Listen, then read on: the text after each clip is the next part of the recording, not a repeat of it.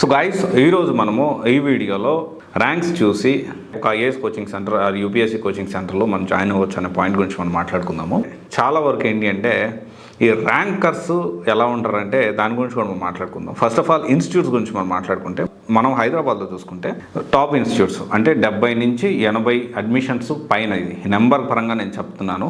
I'm not saying ఇవి top institutes అట్లా మాట్లాడట్లేదు, జనరలైజ్ చేస్తూ మనకి స్టూడెంట్స్ అడ్మిషన్స్ పరంగా చూసుకుంటే టాప్ ఇన్స్టిట్యూట్స్ డెఫినెట్లీ వీటిలో టాప్ 7 ఇన్స్టిట్యూట్స్ కూడా ఉన్నాయి, కాదనట్లేదు. వాటిలో ఏంటి అంటే ఏకేఎస్ ఐఏఎస్, లాయిక్స్ లెన్స్, Vishnu IAS, CSB, Ekam IAS, Tirumala classes, Amigos and Vision IAS, తర్వాత వచ్చేసి ఆర్సీ రెడ్డి, శరత్ చంద్ర ఐఏఎస్, ఇవన్నీ కూడా ఏంటి అంటే కొంచెం బిగ్ ప్లేయర్స్ అని చెప్పొచ్చు. Big players in the sense admissions పరంగా చూసుకుంటే ఒక 70 to 100 దాటిన అడ్మిషన్స్, అంటే వీటన్నిటిలో కూడా మినిమం 70 to 80 అడ్మిషన్స్ అనేవి ఈ అన్ని ఇన్స్టిట్యూట్స్లో వచ్చాయి. అండ్ తర్వాత చిన్న ప్లేయర్స్ లైక్ రిఫ్లెక్షన్ ఐఏఎస్ కానీ, బ్రెయిన్ ట్రీ కానీ, కేపీఐఎస్ కానీ, నిహారిక రెడ్డి ఐఏఎస్ కానీ, అండ్ ఇన్సైట్స్ ఐఏఎస్ కానీ, రాథోడ్స్ ఐఏఎస్ కానీ, తర్వాత వచ్చేసి శంకర్ ఐఏఎస్ కానీ, శుభ్రారంజన్ కానీ, చాహల్ అకాడమీ అని, ఇవన్నీ కూడా ఏంటి అంటే స్మాల్ ప్లేయర్స్. అంటే మన హైదరాబాద్ పరంగా చూసుకుంటే, అడ్మిషన్స్ పరంగా చూసుకుంటే కంపారిటివ్లీ కొంచెం తక్కువ అడ్మిషన్స్ అయితే అవుతాయి వీళ్ళలో. అండ్ ఇక్కడ ఎక్కువ అడ్మిషన్స్ వచ్చాయి కాబట్టి వీళ్ళు ఆ కంపారిజన్ గురించి నేను మాట్లాడట్లేదు. అప్రాక్సిమేట్లీ ఎన్ని ఇన్స్టిట్యూట్స్ ఉన్నాయి అంటే ఇప్పుడు మనం గట్టిగా మాట్లాడుకుంటే దాదాపు ఒక 20 నుంచి 25 ఇన్స్టిట్యూట్స్ హైదరాబాద్లో ఉన్నాయి ఎక్కువగా మనకు కనిపించేది. దీంతోపాటు చిన్న సన్న ఇన్స్టిట్యూట్స్ ఇంకొక 30-40 ఉంటాయి. అంటే అప్రాక్సిమేట్లీ 75 నుంచి 80 వరకు మనకి హైదరాబాద్లో IAS coaching centre, UPSC coaching centres అయితే ఉన్నాయి. మీరు ఒక విషయం అర్థం చేసుకోవాలి, ర్యాంక్స్ విషయంలో చూసి ఎప్పుడు కూడా యూపీఎస్సీ కోచింగ్ని సెలెక్ట్ చేసుకోవద్దు. ఎందుకంటే నెంబర్ 1 ఫ్రాడ్లు ఎవరు ఉన్నారంటే ఈ ర్యాంకర్సే. నేను 100% చెప్తున్నా.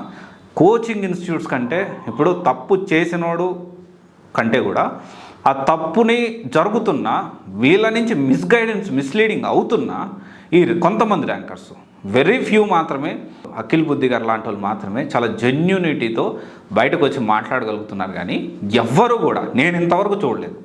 ఎవరన్నా సివిల్స్ ప్రిపేర్ అవ్వాలి అనుకుంటే ఖచ్చితంగా అఖిల్ బుద్ధి గారి యూట్యూబ్ ఛానల్ అనేది ఫాలో అవ్వండి. చాలా గైడెన్స్ ఇస్తారు. ఒకసారి ఐపీఎస్, ఇప్పుడు ఐఏఎస్ క్రాక్ చేశారు లాస్ట్ ఇయర్.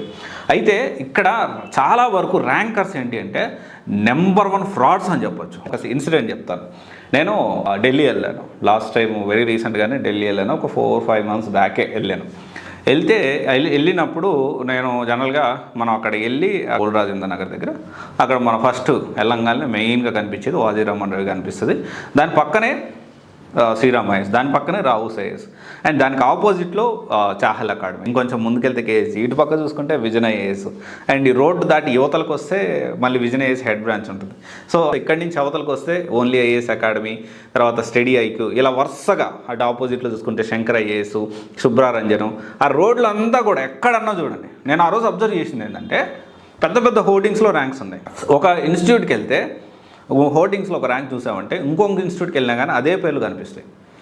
ఎంతమంది last year all India rank number 1 Aditya గారి ర్యాంక్ని ఎంతమంది క్లెయిమ్ చేసుకున్నారు? ఇది తప్ప రొప్ప అంటే చాలా వాటిలో ఆదిత్య గారు కూడా చాలా వాటిలో దానికి సంబంధించి ఇంటర్వ్యూస్ అటెండ్ అయ్యి ఉండొచ్చు మేబీ. కానీ ఇక్కడ చాలా వరకు మిస్గైడెన్స్ అనేది ర్యాంకర్స్ నుంచి జరుగుతుంది. జనరలైజ్ చేసి కమెంట్ పాస్ చేస్తున్నా, కొంతమంది మిస్గైడ్ చేస్తున్నారు. ఏ విధంగా మిస్గైడ్ చేస్తున్నారు అంటే నెంబర్ 1 ఫ్రాడ్లు వీళ్ళు స్వలాభం కోసం మొహమాటం పోయి కొంతమంది ఆ ర్యాంక్ వచ్చిన సంతోషంలో, ఆ ర్యాంక్ వచ్చిన ఆనందంలో ఏం జరుగుతుందో అర్థం కాని పరిస్థితుల్లో కొంతమంది ఉంటారు, వాటిని క్యాచ్ చేసేస్తారు.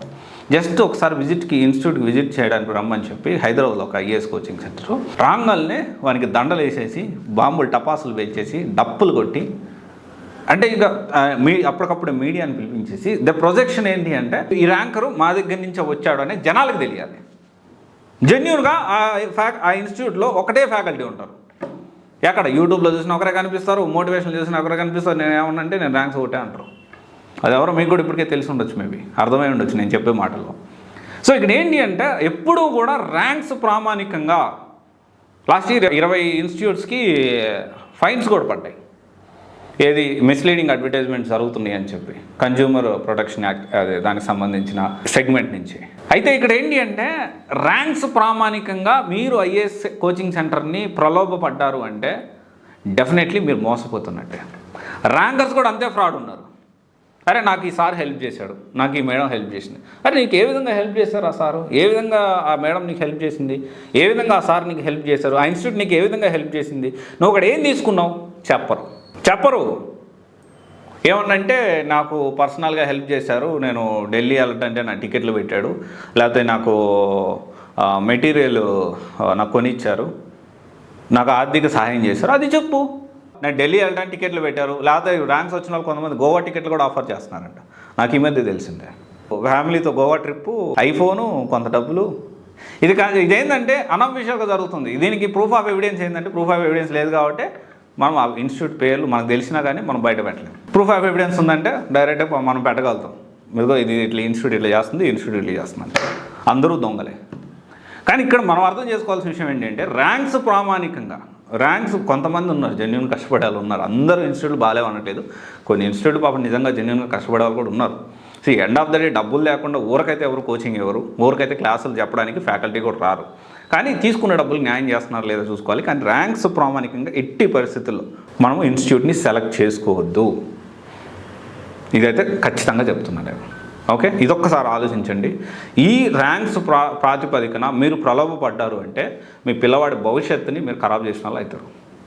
ఓకే, ఇది ఒక్కసారి ఆలోచించండి. Thank you.